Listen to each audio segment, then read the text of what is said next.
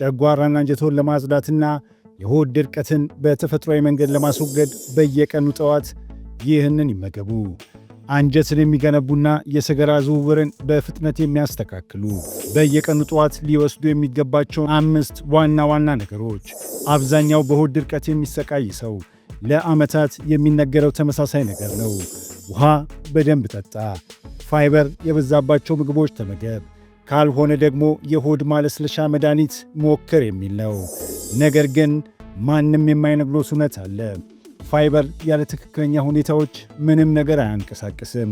ይልቁንም ይጨመቃል፣ ኮምፕረስ ያደርጋል።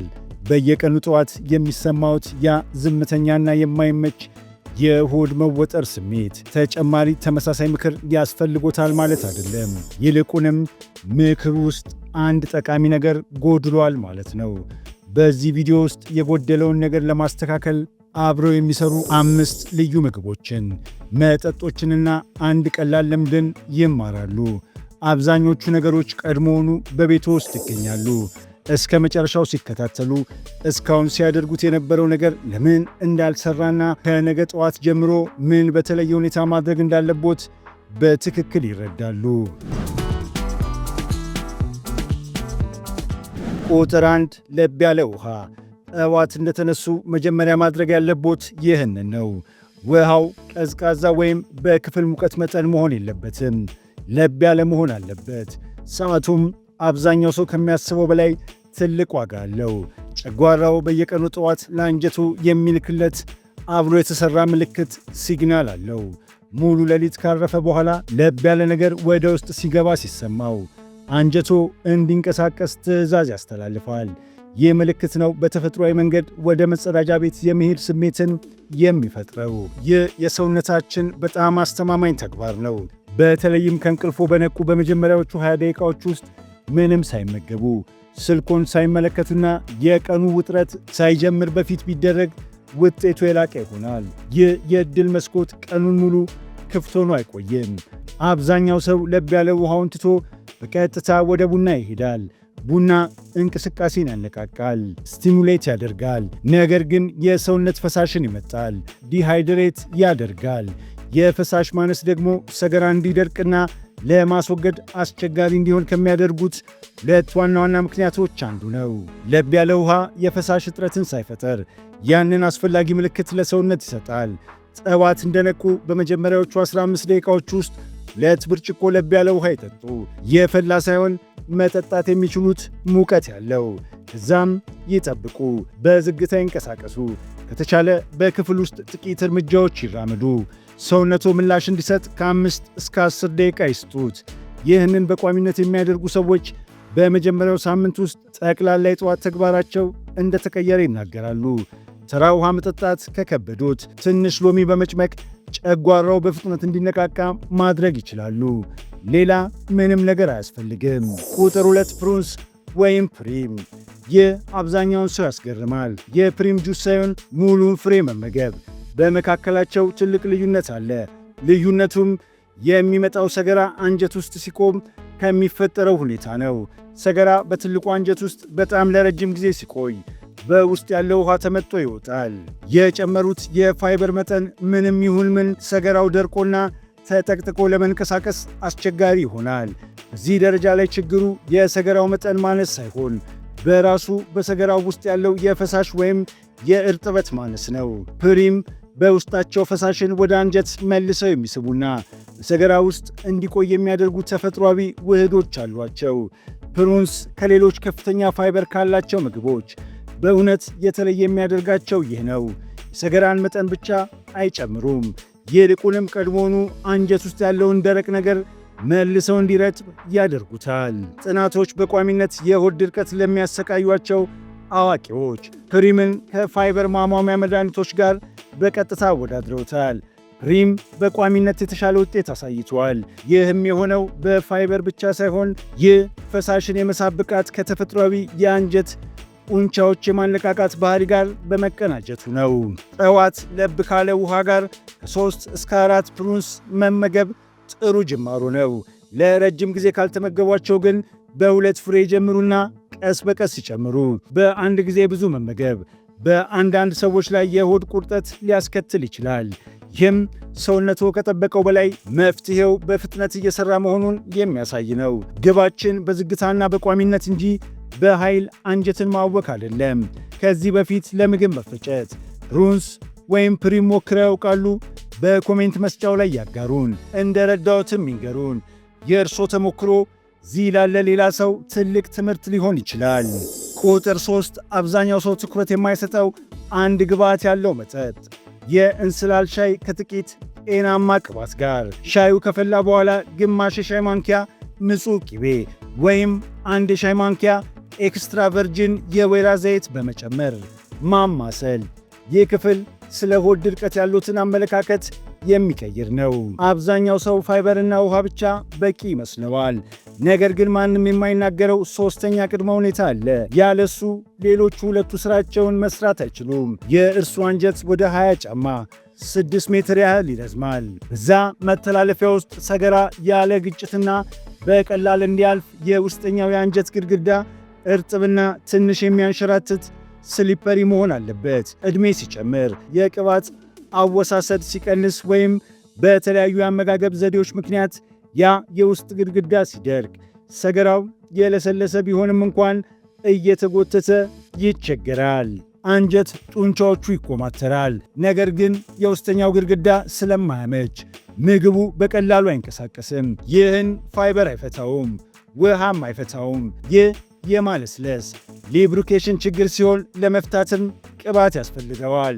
ጠዋት የሚወስዱት ጥቂት ጤናማ ቅባት የአንጀት ጡንቻዎችን እንዲኮማተሩ ትዕዛዝ ይሰጣል። በተጨማሪም የአንጀቶን ግድግዳዎች የሚያንሸራትቱ ያደርጋቸዋል። ስለዚህ ምንም ነገር አይጎተትም። በተለይም የወይራ ዘይት በአዋቂዎች ላይ ለዚህ ተግባር ተጠንቶ ወጥ ውጤት አሳይቷል። ጠዋት የሚወስዱት ጥቂት ጥራት ያለው ቅባት ነገሮችን በከፍተኛ ፍጥነት እንዲንቀሳቀሱ ይረዳል። እንስላል ደግሞ የአንጀት ጡንቻዎችን በማዝናናት የሆድ ድርቀትን አሰቃቂ የሚያደርገውን የሆድ መቆራረጥ በመቀነስ ይህንን ሂደት ያግዛል። እዚህ ሁለት ነገሮች እንስላልና ጤናማ ቅባት ተዳምረው ግጭትን የመቀነስና ከሆድ ድርቀት ጋር የሚመጣን ቁርጠት የመከላከል ሥራ ይሠራሉ። ይህንን ለማዘጋጀት አንድ የሻይ ማንኪያ የእንስላል ዘር አንድ ትልቅ ኩባያ የፈላ ውሃ ውስጥ ለ5 ደቂቃ ዘፍዝፈው ያቆዩት። ከዛም ዘሩን ያውጡት። ሻዩ ገና ለብ ባለበት ወቅት የመረጡትን ጤናማ ቅባት፣ ቅቤ ወይም የወይራ ዘይት ጨምረው ያማስሉት። ከዛም በዝግታ ይጎንጩት። ይህንን ጠዋት ወይም ማታ ላይ ማድረግ ይችላሉ። ሁለቱም ይሰራሉ። በየቀኑ ለመጠጣትም በጣም ቀላልና አመቺ ነው። የወይራ ዘይት ሲመርጡ ኤክስትራ ቨርጂን የሚል ምልክት ያለበትን በጥቁር መስታወት ጠርሙስ የታሸገ መሆኑን ያረጋግጡ። ምክንያቱም ብርሃን የዘይቱን ጥራት ስለሚቀንሰው ነው። ቁጥር 4 ፋይበር ግን በትክክለኛው አጠቃቀም። ይህኛው ነጥብ ስለ ፋይበር ያሉትን ግንዛቤ የሚቀይር ነው። በሆድ ድርቀት የሚሰቃዩ ብዙ ሰዎች ቀድሞውኑ ፋይበርን በአጃ በእህል ወይም በአትክልት መልክ ሞክረውት ሊሆን ይችላል። ለአንዳንዶች ጥቂት ረድቷቸዋል፣ ለሌሎች ግን ነገሩን አባብሶባቸዋል። ይህ ከሆነቦት ፋይበር አይሰራም ማለት ሳይሆን ሌሎች አስፈላጊ ሁኔታዎች ሳይሟሉ ፋይበሩን ብቻ ስለተጠቀሙ ነው። ፋይበር በትክክል የሚሰራው በዚህ መንገድ ነው። የሰገራን መጠን በመጨመር በአንጀቶ ግድግዳ ላይ ባሉ ነርቮች ላይ ግፊት ያደርጋል። እነዛ ነርቮች ሲነቃቁ ደግሞ አንጀቶ ምግቡን ወደፊት እንዲገፋው ትዕዛዝ ያስተላልፋል።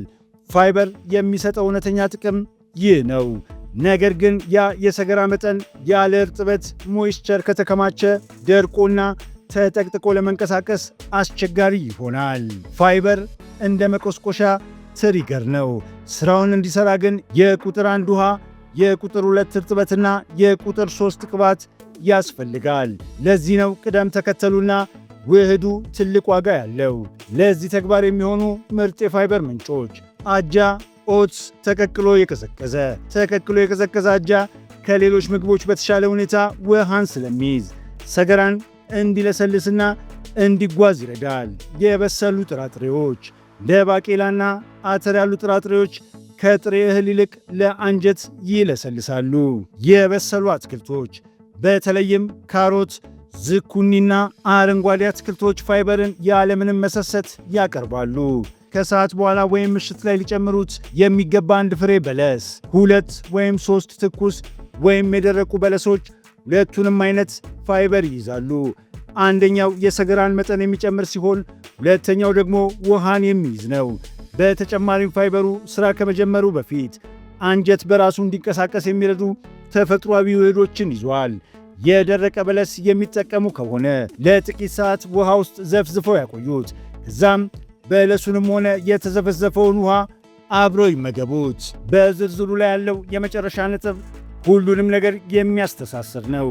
አብዛኛው ሰው ግን እንደ ምግብ መፈጨት መፍትሄ ስለማይቆጥረው ችላ ይለዋል። ቁጥር 5 ከእራት በኋላ የ15 ደቂቃ የእግር ጉዞ።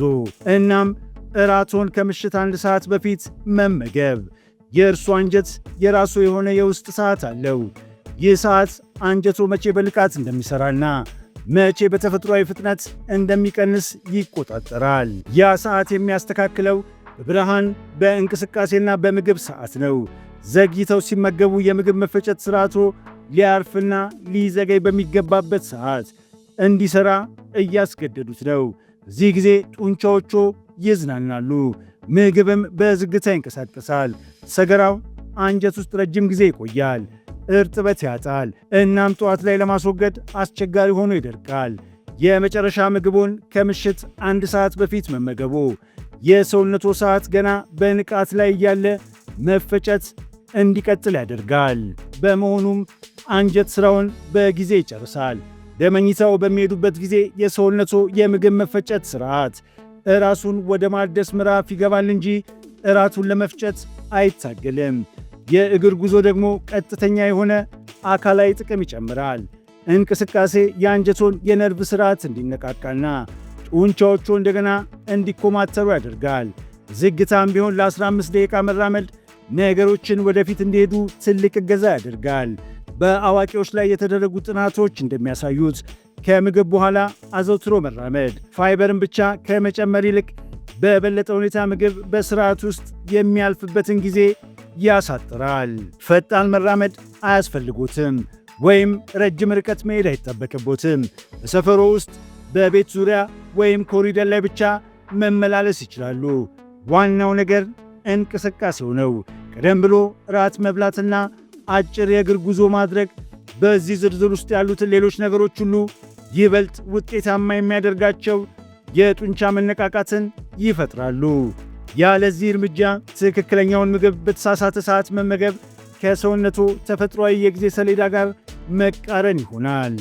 እስቲ ሁሉንም በአንድ ላይ እናጠቃልል። ለብ ያለ ውሃ በጠዋት መጠጣት የጨጓራውን ተፈጥሯዊ የምግብ መፈጨት ምልክት ያነቃቃል። ሪም ሰገራው ከውስጥ ሆኖ እንዲረጥብ ያደርጋል።